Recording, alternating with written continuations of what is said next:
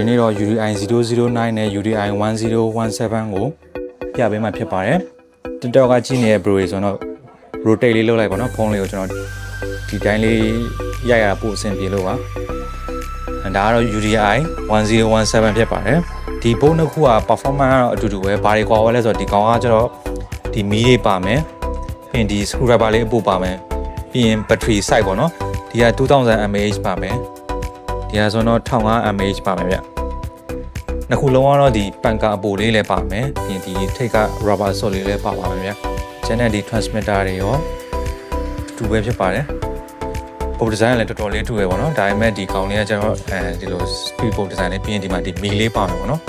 မီလေးဒီနားမှာတက်ရမှာပါနှစ်ခုစလုံးက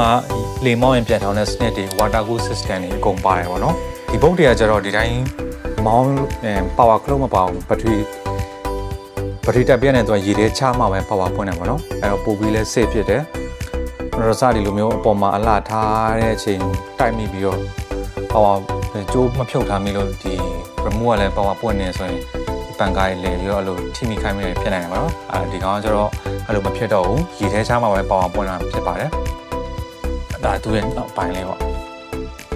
ပုံဒီဇိုင်းကတော့တော်တော်လေးလှပါတယ်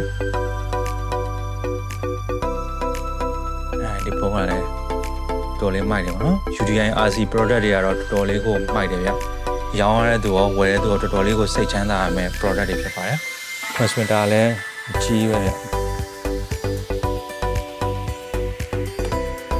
ဒါသူ့ရဲ့ charger တွေကစတော်တော်လေးကို quality ကောင်းတယ်ပေါ့နော် B3 charger ပုံစံမျိုးလေးဟုတ်ကဲ့ဝယ်ယူခြင်းနဲ့ဆိုရင်ကျွန်တော် Universe RC မှာလာရောက်စုံစမ်းမြင်ပြီးတော့ဝယ်နိုင်ပါတယ်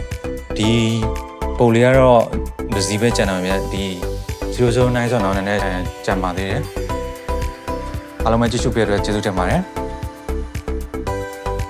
ဒီ post stand လေးတွေပါတဲ့အတွက်အိမ်မှာအလှထားခြင်းတောင်မှအဆင်ပြေမဲ့ပုံလေးဖြစ်ပါတယ်